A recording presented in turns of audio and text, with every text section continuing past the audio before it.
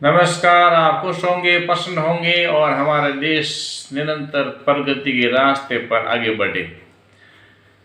लेकिन कुछ ऐसे कानून बनाए गए पिछली सरकारों ने जो कि हमें पूरी स्वतंत्रता नहीं देता है, खास तरह से शिक्षा में और दूसरे कानूनों में।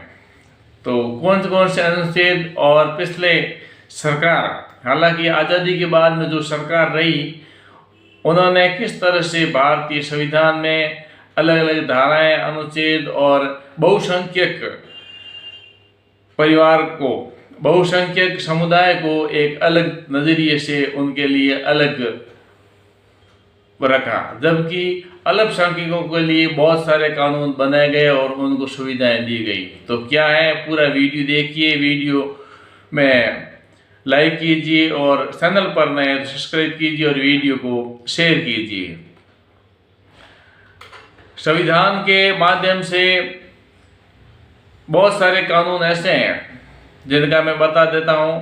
अनुच्छेद 25 और 28 और 30 ये 1950 में बनाया गया है, और HRC अधिनियम 51, SBC MPL 1956, धर्मनिरपेक्षता 1975, अल्पसंख्यक अधिनियम 1992, POW अधिनियम 1991, वक्त अधिनियम 1995 और आम सेतु शपथपत्र 2007 और केसर 2009।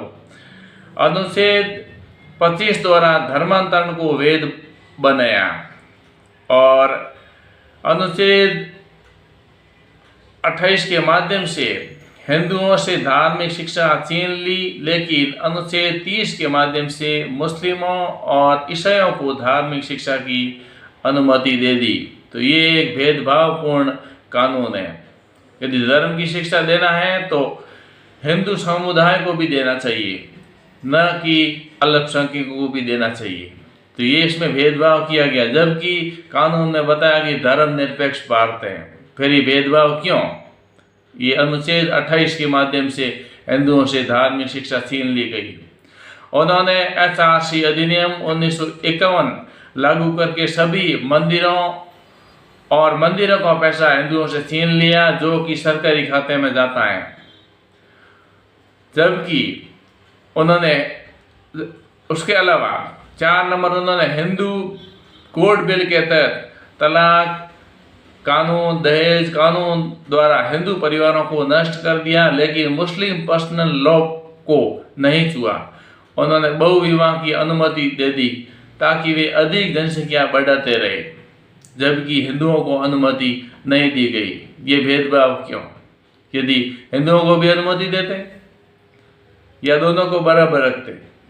5वां 1954 के विशेष विवाह अधिनियम लाया गया ताकि मुस्लिम जो है कि आसानी से हिंदू लड़कियों से शादी कर सके। ये भी असमानता लाई गई है, तो ये इस प्रकार भी नहीं होना चाहिए। 1975 में उन्होंने आपातकाल लगाया, जबरदस्ती धर्मनिरपेक्षता शब्द संविधान में जोड़ा और जबरदस्ती भारत को धर्मनिरपेक्ष बना दिया, लेकिन सबके लिए कानून अलग अलग क्यों रखे गए? केवल हिंदुओं की नस्बंदी कर देश को डेमोग्राफी बदलने की शुरुआत की, जिसका असर अब दिखाई दे रहा है। कांग्रेस यही नहीं रुकी। 1991 में वे अल्पसंख्यक आयोग कानून लेकर आए और घोषणा की कि MSL को अल्पसंख्यक माना जाए। हालांकि धर्मनिरपेक्ष देश में बहुसंख्यक अल्पसंख्यक नहीं हो सकते। उन्होंने सरकारी छात्रवृत्ति जैसे विशेष अधिकार दिए ताकि अल्पसंख्यक अधिनियम के तहत उन्हें लाभ मिले।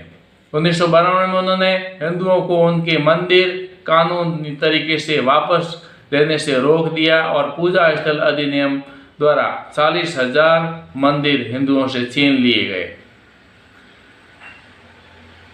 यही नहीं, 1995 में उन्होंने मुसलमानों को किसी भी जमीन पर दावा करने, वक्त अधिनियम के जरिए किसी भी हिंदू जमीन छीनने का अधिकार दे दिया और मुसलमानों को भारत का दूसरा सबसे बड़ा जमीन का मालिक बना दिया। तो ये एक कानून भी गलत हुआ। समानता की बात करते हैं लेकिन समानता नहीं हो रही है। 2007 में उन्होंने सुप्रीम कोर्ट में राम सेतु हलफनामे में श्री राम के अस्तित्व को अस्वीकार कर दिया और हिंदू विरोधी धर्म युद्ध के चरम बिंदु 2009 में था, जब कांग्रेस ने भगवा चरमपंथ शब्द गढ़कर हिंदू धर्म को चरमपंथी धर्म घोषित किया। 12वां पॉइंट है, उसमें यह है कि इसमें 137 साल से कांग्रेस में कभी बुरके में 3 तलाक में कोई अतिवाद नहीं पाया, जबकि अभी ये क्यों। 13वां पॉइंट, कांग्रेस धीरे धीरे बड़ी चतुराई से हिंदुओं को नंगा करती रही। वे एक एक करके हिंदू अधिकारों को छीनते रहे और अब हिंदू पूरी तरह से हर चीज़ से वंचित हो गए हैं। और मज़ेदार बात यह है कि हिंदुओं को इसके बारे में पता तक नहीं है, वो सिर्फ पैसा कमाने में लगे हैं। उनके पास अपने मंदिर नहीं है, उनके पास अपनी धार्मिक शिक्षा नहीं है, उनकी जमीनें, उनकी स्थायी संपत्ति नहीं है और वे प्रश्न भी नहीं पूछ सकते क्यों मस्जिद और चर्च स्वतंत्र हैं लेकिन मंदिर सरकार के अधीन है, नियंत्रण में है। वित्त पोषित मदरसे कॉन्वेंट स्कूल हैं लेकिन सरकारी वित्त पोषित गुरुकुल नहीं है। उनका वक्त अधिनियम तो हिंदू भूमि अधिनियम क्यों नहीं है। उनका मुस्लिम पर्सनल बोर्ड लेकिन हिंदू पर्सनल बोर्ड नहीं है। यदि भारत धर्मनिरपेक्ष देश है तो वहाँ बहुसंख्यक अल्पसंख्यक क्यों। स्कूलों में रामायण और महाभारत क्यों नहीं पढ़ाई जाती। औरंगजेब ने हिंदू धर्म को नष्ट करने के लिए तलवार का इस्तेमाल किया था। कांग्रेस ने हिंदू धर्म को नष्ट करने के लिए संविधान, अधिनियमों, विधेयकों का इस्तेमाल किया और जहाँ तलवार विफल रही वहाँ संविधान ने ये काम किया। फिर भी मीडिया है अगर कोई सवाल पूछने की कोशिश करता है तो उसे सांप्रदायिक, भगवा और भक्त घोषित कर दिया जाता है। यदि कोई राजनेता इन गलतियों को सुधारने का प्रयास करता है तो उन्हें बुलाया जाता है क्योंकि वे लोकतंत्र को कमजोर कर रहे हैं। याद रखें, शक्तिशाली रोमन धर्म के पतन में केवल 80 वर्ष लगे थे। प्रत्येक हिंदू को रोमन सभ्यता के पतन के बारे में अवश्य पढ़ना चाहिए। कोई भी बाहरी ताकत उन्हें नहीं हरा सकती। वे आंतरिक रूप से अपने ही शासक कॉन्वेंट और ईसाई धर्म से हार गए। हिंदुओं ने 1950 से नेहरू और उनके परिवार को चुना और भारी कीमत चुकाई। अधिकांश वर्षों तक कांग्रेस सरकारों से उन्हें नुकसान उठाना पड़ा।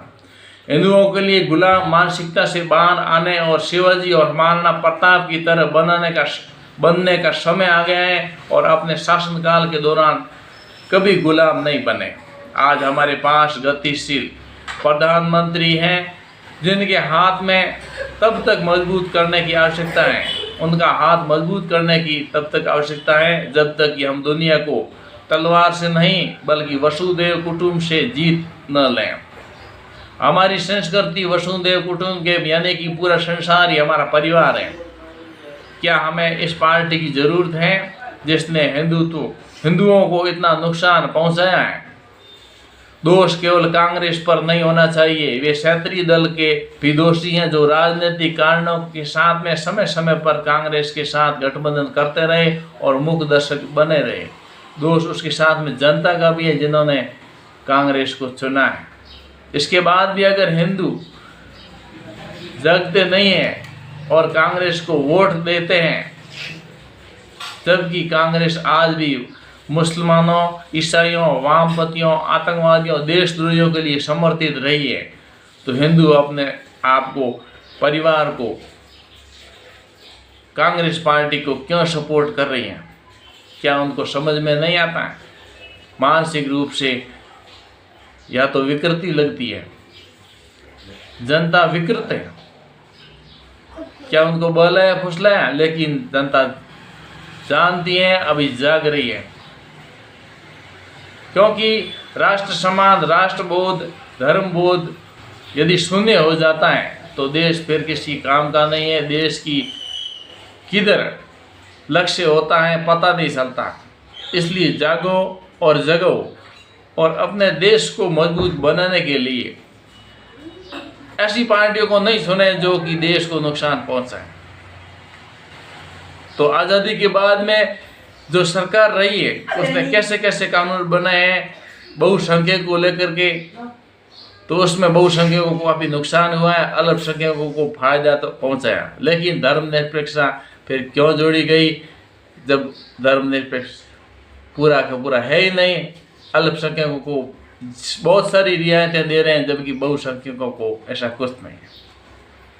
वीडियो को लाइक कीजिए, चैनल पर नए सब्सक्राइब कीजिए और वीडियो को शेयर कीजिए। आज के लिए बस इतना ही। बहुत बहुत धन्यवाद। जय हिंद।